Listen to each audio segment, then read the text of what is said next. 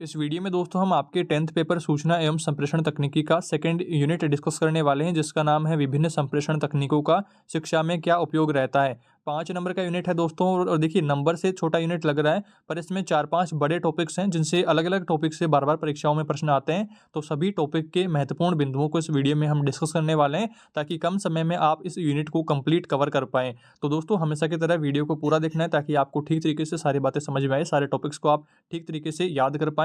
और चैनल पर नए हैं तो सब्सक्राइब जरूर से कर लेना है। आगे बढ़ते हैं दोस्तों। इस यूनिट का पहला महत्वपूर्ण टॉपिक है संप्रेषण क्या होता है। तो देखिए, दो या दो से अधिक व्यक्तियों के मध्य शब्द, संकेत, हाव भाव तथा व्यवहार के द्वारा अपने विचार और तथ्यों, सूचना और प्रभावों का आदान प्रदान ही संप्रेषण कहलाता है। तो इस तरह से ये आपको परिभाषा ध्यान में रखनी है। 1 नंबर का प्रश्न आपको परिभाषा का पूछा जा सकता है, या फिर बड़ा प्रश्न भी आपको यहाँ से पूछा जा सकता है। इसके बाद में दोस्तों अगला यहाँ पर आता है कि संप्रेषण शब्द अंग्रेजी के कम्युनिकेशन का हिंदी पर्यायवाची शब्द है। इस शब्द की उत्पत्ति लैटिन भाषा के शब्द कम्युनिस से हुई है। कम्युनिस का अर्थ होता है कॉमन या सामान्य। ये भी आपको ध्यान रखना है। ऑप्शनल प्रश्न में आपको इस तरह का प्रश्न पूछा जा सकता है। इसके बाद में बात करते हैं कि सरल भाषा में संप्रेषण का अर्थ होता है परस्पर सूचनाओं का तथा विचारों का सामान्य आदान प्रदान करना। ये आपको ध्यान रखना है शॉर्ट में। इसके बाद में बात करते हैं संप्रेषण के प्रकार। देखिए, पहला होता है शाब्दिक संप्रेषण और दूसरा है अशाब्दिक संप्रेषण। 2 प्रकार का संप्रेषण होता है। इसके बाद में देखिए, पहला संप्रेषण की बात करते हैं कि शाब्दिक संप्रेषण क्या होता है। अलग अलग भी दोस्तों यहाँ से प्रश्न आ जाते हैं, तो थोड़ा सा इनके बारे में थोड़ा सा और डिटेल में जानते हैं। तो शाब्दिक संप्रेषण के बारे में जानते हैं पहले, कि जब कोई संप्रेषण केवल शब्दों के माध्यम से दिया जाता है तो उसे शाब्दिक संप्रेषण कहते हैं। और ये भी दोस्तों 2 प्रकार का होता है, मौखिक शाब्दिक संप्रेषण और लिखित शाब्दिक संप्रेषण। मौखिक शाब्दिक संप्रेषण देखिए, कोई संकेत केवल मुख के शब्दों से बोल करके दिए जाए। और यहाँ पर देखिए, लिखित शाब्दिक संप्रेषण होता है कि कोई संदेश लिखित शाब्दिक रूप में होता है। तो इस तरह से आपको इनको ध्यान रखना है। और इसके बाद में दोस्तों बात करते हैं अशाब्दिक संप्रेषण की। तो अशाब्दिक संप्रेषण की परिभाषा पहले देखते हैं। तो ऐसे संप्रेषण में शब्दों का उपयोग न करके संदेश वाणी संकेत चक्षु यानी कि आंखों से, मुख मुद्राओं से, स्पर्श संकेतों आदि के द्वारा दिया जाता है। साथ ही ध्यान रखा जाता है कि संदेश ग्रहण करने वाला संकेतों को आसानी से समझ सके, आसानी से समझने वाले संकेत दिए जाते हैं। इसके बाद में बात करते हैं, इसके कुछ प्रकार भी हैं। 3 प्रकार हैं यहाँ पर। पहला प्रकार है मौखिक अशाब्दिक संप्रेषण। वाणी के द्वारा संकेत दिए जाते हैं जिनमें शब्दों का उपयोग नहीं किया जाता। हाँ, हूँ, चीखना, इस तरह के जो शब्द होते हैं जिनका कोई अर्थ नहीं होता है, तो वो यहाँ पर मौखिक अशाब्दिक संप्रेषण में आते हैं। उसके बाद में सेकंड है चक्षु संपर्क एवं मुख मुद्राएं। इस शाब्दिक संप्रेषण में आंखों के द्वारा तथा मुख द्वारा संकेत दिए जाते हैं, तो ये आपको ध्यान रखना है। इसके बाद में बात करते हैं, 3rd नंबर पर है स्पर्श संपर्क। यहाँ पर इसको भी आपको ध्यान रखना है। स्पर्श करके संकेत देना मुख्यतः दृष्टिहीनों के लिए ये कारगर साबित रहता है। आपको ये पूछिए कि दृष्टिहीनों के लिए कौन सा संप्रेषण रहता है, और ऑप्शन 4 दिए हुए रहते हैं, तो आपको स्पर्श संपर्क यहाँ पर करना होगा। ये आपको ध्यान रखना है। ऑप्शनल प्रश्न इस तरह के ज़्यादा आते हैं। इसके बाद में दोस्तों बात करते हैं संप्रेषण के तत्व। आप देख लीजिए, 3 तत्व हैं। पहला है स्रोत या संप्रेषण, संप्रेषण प्रदान करने वाला। दूसरा है संदेशवाहक यानी कि माध्यम। और तीसरा है संप्रेषण प्राप्त करता यानी कि संप्रेषण को प्राप्त करने वाला। इसके बाद में दोस्तों बात करते हैं, अगला आपके टॉपिक आता है समावेशी शिक्षा क्या है। तो देखिए, इसमें आपको परिभाषा लिखनी है कि समाज में विभिन्न रूप से सक्षम बच्चों को विद्यालयों में अन्य विशेष योग्य बच्चों के साथ शिक्षा देने को समावेशी शिक्षा कहा जाता है। सभी को एक साथ शिक्षा देना यहाँ पर। इसके बाद में दोस्तों बात करते हैं, अगला महत्वपूर्ण बिंदु आपको ध्यान रखना है, इंटरेक्टिव व्हाइट बोर्ड क्या होता है, महत्वपूर्ण है, आपको याद रखना है। यह एक वृहद आकार का अंतःक्रिया उपकरण है जो कंप्यूटर से जुड़ा रहता है। यह कंप्यूटर के डेस्कटॉप को इस बोर्ड की सतह पर प्रक्षेपित करता है, जहां उपयोगकर्ता एक पेन या उंगली या अन्य साधन द्वारा कंप्यूटर को नियंत्रित करता है। यह बोर्ड किसी दीवार पर या किसी स्टैंड के सहारे स्थापित किया जा सकता है। इसके बाद में दोस्तों अगला टॉपिक है टेप रिकॉर्डर या सीडी प्लेयर की शैक्षिक उपयोगिता क्या रहती है। शिक्षा में टेप रिकॉर्डर और सीडी प्लेयर कितना उपयोगी रहता है। या फिर दोस्तों आपको प्रश्न पूछा जा सकता है कि मोबाइल की शिक्षा में क्या उपयोगिता रहती है या कंप्यूटर की क्या रहती है। तो इस तरह की जो टेक्नोलॉजी से रिलेटेड है कि शिक्षा में क्या उपयोगिता रहती है, आप उनका आसानी से आंसर दे पाएंगे। आपने पहले की क्लासों में भी काफ़ी पढ़ा है। इसमें देखिए, संक्षेप में थोड़ी सी बातें हम समझ लेते हैं। तो टेप रिकॉर्डर की शैक्षिक उपयोगिता में पहला बिंदु आपको डालना है कि भाषा शिक्षण में छात्रों के उच्चारण सुधारने में उपयोगी रहता है। दूसरा है शिक्षा में शिक्षक विद्यार्थी शिक्षकों को प्रभावी पृष्ठ पोषण प्रदान करने में उपयोगी रहता है। और तीसरा पॉइंट है संगीत शिक्षण में विभिन्न वाद्य यंत्रों की आवाज़ों एवं रोगों के शिक्षण में उपयोगी रहता है। सीडी प्ले करके आपको सभी की आवाज़ें सुना दी जाएगी। और इसमें देखिए चौथा पॉइंट है शैक्षिक प्रसारण एवं महत्वपूर्ण कार्यक्रमों को रिकॉर्ड कर पुनः सुनाने में तथा प्रयोग या सुधार करने में उपयोगी रहता है। तो ये 4 पॉइंट्स आपको यहाँ पर ध्यान रखने महत्वपूर्ण है। इसके बाद में दोस्तों अगला टॉपिक है सहायक तकनीकी क्या होती है। तो परिभाषा में आपको लिखना है कि यह तकनीक नियोगिता वाले बालक की क्रियात्मक क्षमता को बढ़ाने हेतु काम में ली जाती है। यह अधिगमकर्ता की व्यक्तिगत क्षमता में अभिवृद्धि करने के काम में भी ली जाती है। ये कुछ बिंदु आपको यहाँ पर ध्यान रखने हैं। इसके बाद में दोस्तों अगला हमारे सामने टॉपिक आता है अनुदेशन तकनीकी क्या होती है।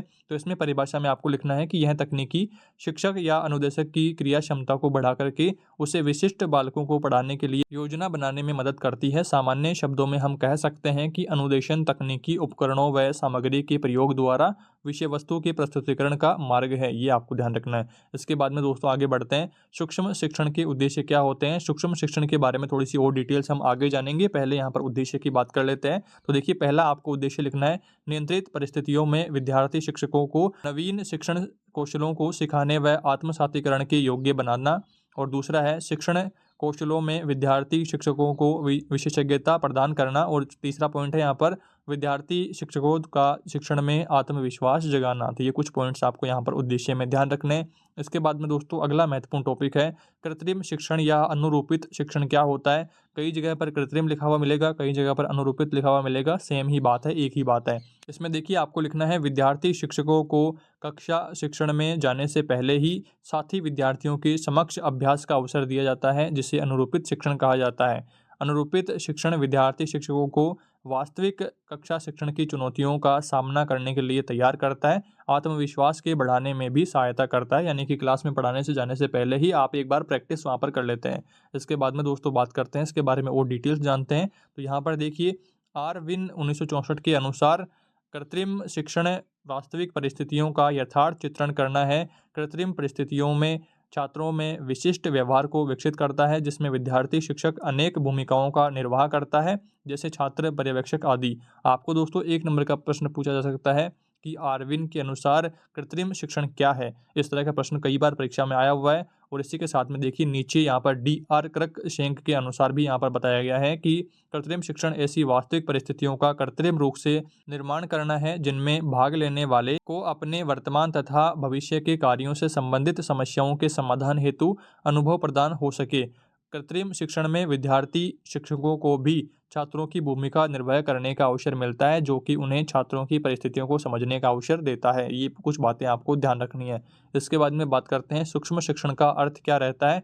तो अर्थ के बारे में अगर आपको प्रश्न पूछे तो आपको उसमें लिखना होगा सूक्ष्म शिक्षण एक सरलतम शिक्षण अभ्यास विधि है, जिसको विद्यार्थी शिक्षक छोटे समूह छोटे काल के लिए एक कौशल का अभ्यास करने हेतु अपनी प्रस्तुति पृष्ठपोषण हेतु देता है। इसके बाद में आपको ध्यान रखना है कि पृष्ठपोषण स्वयं रिकॉर्डिंग से अथवा कक्षा में उपस्थित साथियों एवं अध्यापक से प्राप्त किया जाता है तथा उत्तरोत्तर प्रगति हेतु गलतियों का निवारण करके पुनः प्रस्तुति भी दी जाती है। तो ये कुछ बातें आपको ध्यान रखनी है। इसके बाद में दोस्तों आगे बढ़ते हैं। अगला है आपके सूक्ष्म शिक्षण का चक्र क्या रहता है। तो पहला आपके चक्र में रहता है सूक्ष्म पाठ योजना तैयार करना। उसके बाद में शिक्षण सत्र यानी कि प्रशिक्षणार्थी 5 से 10 विद्यार्थियों को पढ़ाता है। थर्ड पॉइंट है प्रतिपुष्टि प्रदान करता है। चौथा पॉइंट है पुनः पाठ योजना बनाता है, जिसके लिए उसे 12 मिनट का समय देते हैं। और पांचवा पॉइंट है पुनः अध्यापन यानी कि पुनः निर्मित पाठ को विद्यार्थी शिक्षक एक बार फिर से पढ़ाता है।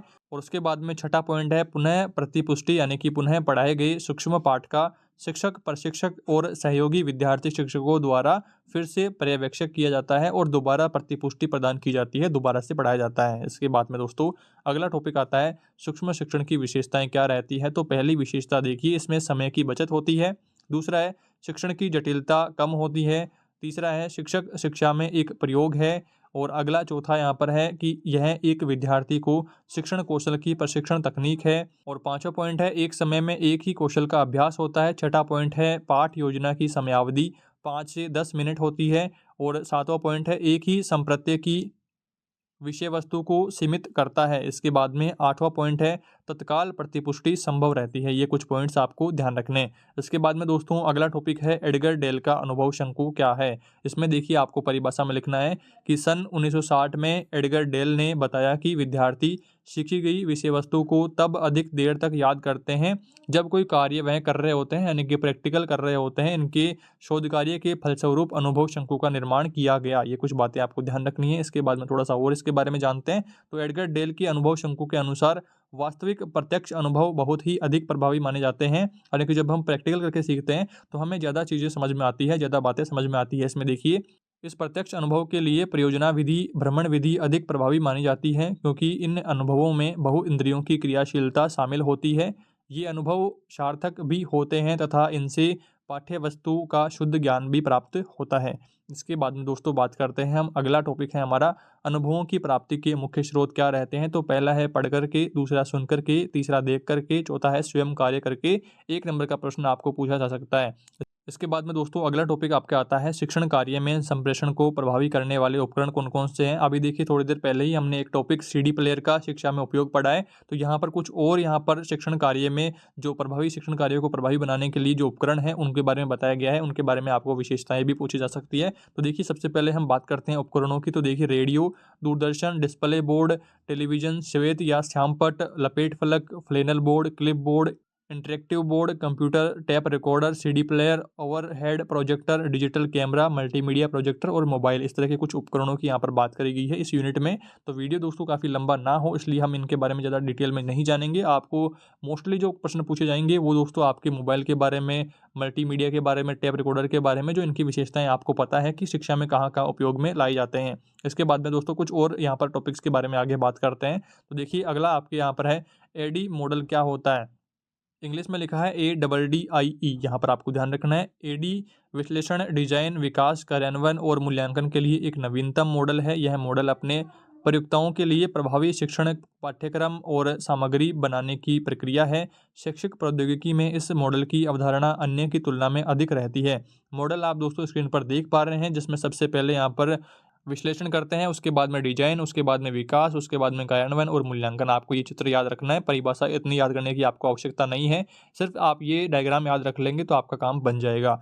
इसके बाद में दोस्तों आगे बढ़ते हैं। अगला महत्वपूर्ण टॉपिक है कि दल शिक्षण यानी कि टीम टीचिंग क्या होता है। तो देखिए, सबसे पहले परिभाषा जानते हैं। दल शिक्षण एक व्यवस्था है जिसमें समूह के शिक्षक अपनी क्रियाओं को स्वयं निर्धारित करते हैं।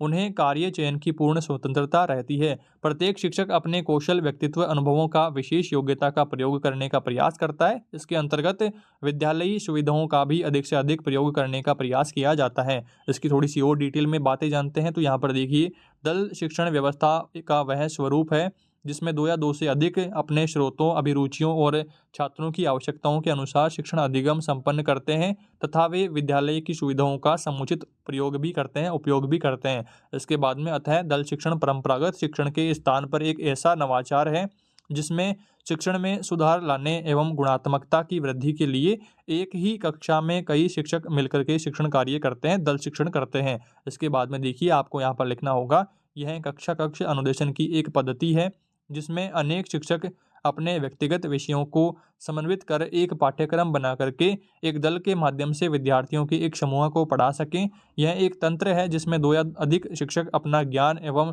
कौशल की वृद्धि संयुक्त कक्षा कक्ष में शिक्षण करवा करके देते हैं। इस तरह से आपको थोड़ा सा इसके बारे में डिटेल में ध्यान रखना है। इसके बाद में दोस्तों आगे बढ़ते हैं, दल शिक्षण के उद्देश्यों की बात करते हैं। पहला उद्देश्य है शिक्षकों की उपलब्ध संख्या में से विशेषज्ञों का उपयोग करना। दूसरा है एक से अधिक व्यक्तियों के कौशलों का सदुपयोग करना। तीसरा है दल में परस्पर धनात्मक दृष्टिकोण का विकास करना। चौथा पॉइंट है शिक्षण व मूल्यांकन में सामूहिक जिम्मेदारियों से संबंधित भावना का विकास करना। और इसके बाद में दोस्तों 5वां पॉइंट है किसी व्यक्तिगत शिक्षण द्वारा विद्यार्थी शिक्षक को गलत शिक्षण की संभावना को कम करना। छठा पॉइंट है विद्यार्थी शिक्षकों में समूह में अध्ययन करना और अध्यापन की आदतें विकसित करना। ये कुछ पॉइंट दोस्तों यहाँ पर ध्यान रखने हैं। इसके बाद में आता है दल शिक्षण के सिद्धांत क्या क्या हैं। पहला है कक्षा के आकार तथा संरचना का सिद्धांत। दूसरा है निर्देशन के स्तर का सिद्धांत। तीसरा है शिक्षकों को उनके दायित्वों को प्रदत्त करने का सिद्धांत। चौथा है अधिगम वातावरण का सिद्धांत। और 5वां है समय तत्वों का सिद्धांत। और छठा है पर्यवेक्षण का सिद्धांत। ये कुछ सिद्धांतों के नाम भी आपको ध्यान रखने हैं। इसके बाद में दोस्तों आगे बढ़ते हैं। अगला महत्वपूर्ण टॉपिक है अभिक्रमित अनुदेशन क्या होता है। तो देखिए, सबसे पहले इसकी परिभाषा के बारे में बात करते हैं।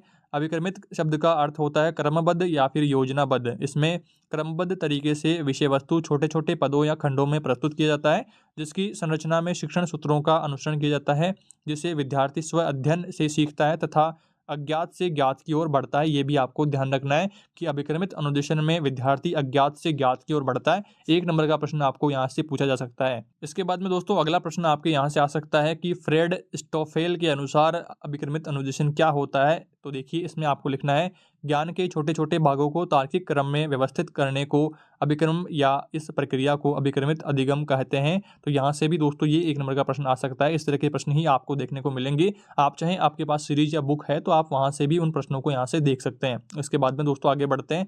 अगला आपके देखिए सूसन मार्कल के अनुसार अभिक्रमित अनुदेशन क्या है। तो देखिए इसमें लिखना है, यह व्यक्तिगत अनुदेशन की एक विधि है जिसमें बालक क्रियाशील रह करके स्वयं से सीखता है तथा अपने उत्तरों की तत्काल जांच करता है।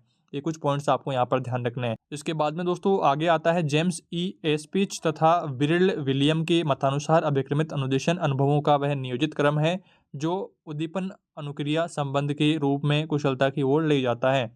इनमें देखिए दोस्तों कुछ बातें अलग अलग हैं। तो यहाँ पर देखिए अगर उद्दीपन अनुक्रिया की बात हो रही है सेंटेंस में तो आपको यहाँ पर जाना है जेम्स ई एस्पिच ब्रिल विलियम्स के अनुसार। और यहाँ पर दोस्तों अगर आपके देखिए दूसरा पहला सेंटेंस आप जब देखेंगे तो यहाँ पर आप देखिए ऊपर आते हैं तो यहाँ पर देखिए आपके यहाँ पर देखिए व्यक्तिगत अनुदेशन की यहाँ पर बात हो रही है। तो ये आपके जाता है सूसन मार्कल के अनुसार यहाँ पर आ जाता है। और फ्रेड मार्कल में देखिए छोटे छोटे भागों में यहाँ पर बांटने की बात हो रही है। तो ये कुछ आपको ट्रिक्स ही इस तरह से ध्यान रखना है कि अगर आपको सेंटेंस दे करके पूछे कि ये कथन किसने दिया है, आपको ऑप्शनल प्रश्न पूछ सकता है। 4 ऑप्शन में आपको यहाँ पर अलग अलग नाम दे देगा और आपसे पूछेगा कि सत्य कथन किसका है। तो ये कुछ आपको ध्यान रखना है। इसके बाद में दोस्तों आगे बढ़ते हैं। अगला आपके दोस्तों टॉपिक आता है अभिक्रमित अनुदेशन के प्रकार। देखिए 3 प्रकार हैं, रेखीय अभिक्रमित अनुदेशन, दूसरा है शाखीय अभिक्रमित अनुदेशन और तीसरा है अवरोह अभिक्रमित अनुदेशन। तो सबसे पहले दोस्तों बात करते हैं रेखीय अभिक्रमित अनुदेशन की। तो सबसे पहले हम इसके प्रतिपादक के बारे में बात करते हैं। तो बी.एफ. स्किनर रेखीय अभिक्रमित अनुदेशन के प्रतिपादक हैं और परिभाषा में आपको लिखना है कि यह अभिक्रमित अनुदेशन उद्दीपन अनुक्रिया सिद्धांत पर आधारित है। यहाँ पर प्रश्न सीधे पूछे जाते हैं और विद्यार्थियों को सोच करके जवाब देना होता है। विद्यार्थी सही जवाब देने पर ही आगे वाले सवाल पर जाते हैं। अगर गलत जवाब देते हैं तो वापस से पहले सवाल से शुरू किया जाता है। इसमें देखिए आगे बढ़ते हैं। यहाँ पर चित्र के माध्यम से आप इसको थोड़ा सा और डिटेल में समझ पाएंगे। प्रश्न 1 आपको पूछा जाता है, अगर आपने सही जवाब दिया है तो आप दूसरे प्रश्न पर चले जाएंगे और अगर आपने गलत जवाब दिया है तो फिर आप वापस से पहले प्रश्न को यहाँ पर सुनेंगे और उसको क्लियर करने याद करने के बाद में ही आप सेकंड प्रश्न पर आएंगे। तो ये कुछ बातें आपको यहाँ पर चित्र के माध्यम से समझ में आ रही है। इसके बाद में दोस्तों आगे बढ़ते हैं। सेकंड है आपके शाखीय अभिक्रमित अनुदेशन और इसमें देखिए इसके प्रतिपादक है नॉर्मन ए क्राउडर। आपको ये भी ध्यान रखना है। शाखीय अभिक्रमित अनुदेशन के बारे में थोड़ी सी और डिटेल्स जानते हैं। तो देखिए शाखीय अभिक्रमित अनुदेशन प्रशिक्षण की समस्याओं पर आधारित है। इसमें 2 तकनीक होती है, पहली है आगे की ओर और दूसरी है पीछे की ओर। यहाँ पर सबसे पहले जानते हैं आगे की ओर। तो इसमें चित्र में आप देख पा रहे हैं कि सबसे पहले आपको एक प्रश्न पूछा जाता है, उसका सही उत्तर देने पर आप दूसरे प्रश्न पर जाएंगे और अगर आपने गलत जवाब दिया है तो फिर आपको सही उत्तर बताया जाएगा और उसके बाद में प्रश्न आपको ठीक तरीके से याद करवाया जाएगा, आपको दूसरे प्रश्न पर ले जाया जाएगा। इसमें देखिए अगला है यहाँ पर सेकंड पीछे की ओर। तो पीछे की ओर में देखिए सबसे पहले आपको प्रश्न पूछा जाएगा, उसके बाद में अगर आपने सही उत्तर दे दिया है तो दूसरे प्रश्न पर चले जाएंगे और अगर आपने गलत उत्तर दे दिया है तो आपको प्रश्न का सही उत्तर बता करके फिर आपको दूसरे प्रश्न पर ले जाएंगे। इसमें वापस से पहले प्रश्न पर नहीं आते हैं। तो ये आपको ध्यान रखना है। इसके बाद में दोस्तों आगे बढ़ते हैं। अगला है आपके तीसरे नंबर पर अवरोह अभिक्रमित अनुदेशन। तो इसमें विद्यार्थी शिक्षक को जटिल व्यवहारों के विधान में सहायता मिलती है और वह शिक्षण सामग्री पर पूर्ण अधिकार प्राप्त कर लेते हैं। इस प्रकार के अभिक्रमित अनुदेशन विशेष रूप से उन शिक्षण कौशलों में अधिक उपयोगी हैं जब एक क्षेत्र से दूसरे क्षेत्र में शिक्षण कौशलों का स्थानांतरण शिक्षण का मुख्य उद्देश्य होता हो। इसके बाद में दोस्तों आगे बढ़ते हैं। अगला आपके टॉपिक आता है कक्षा में संप्रेषण की आवश्यकता क्यों रहती है। तो पहला टॉपिक है न्यूनतम समय में अधिकतम कार्य यहाँ पर हो जाए, इसके लिए आवश्यकता रहती है। दूसरा है विद्यालय प्रबंधन की सुव्यवस्थित कार्यविधि के लिए। तीसरा है पारस्परिक सहयोग में वृद्धि के लिए। चौथा पॉइंट है प्रभावी नेतृत्व की स्थापना के लिए। 5वां पॉइंट है मनोबल में वृद्धि के लिए। 6ठा पॉइंट है समन्वय स्थापना के लिए। 7वां पॉइंट है शिक्षण अधिगम के लिए और इसके बाद में दोस्तों 8वां पॉइंट है व्यावसायिक विस्तार की प्रेरणा के लिए। 9वां पॉइंट है कार्यों के शीघ्र क्रियान्वयन के लिए। तो इस तरह से दोस्तों हमने आपके सेकंड यूनिट के कुछ महत्वपूर्ण टॉपिक्स पर बात कर ली है। आई होप आपके सारे डाउट्स इस वीडियो में क्लियर हुए होंगे और आपने ठीक तरीके से सारे टॉपिक्स को समझ लिया होगा। इससे संबंधित दोस्तों आपके कोई भी डाउट्स रहते हैं तो नीचे कमेंट में जरूर बताएं और चैनल पर नए हैं तो सब्सक्राइब जरूर से कर लें। दोस्तों जल्दी मिलेंगे अगले यूनिट के साथ। तब तक दोस्तों आप नीचे डिस्क्रिप्शन में प्लेलिस्ट का लिंक दिया हुआ है, वहां से आप बाकी यूनिट्स को देख करके अपनी तैयारी को जारी रखें। Thanks for watching this video.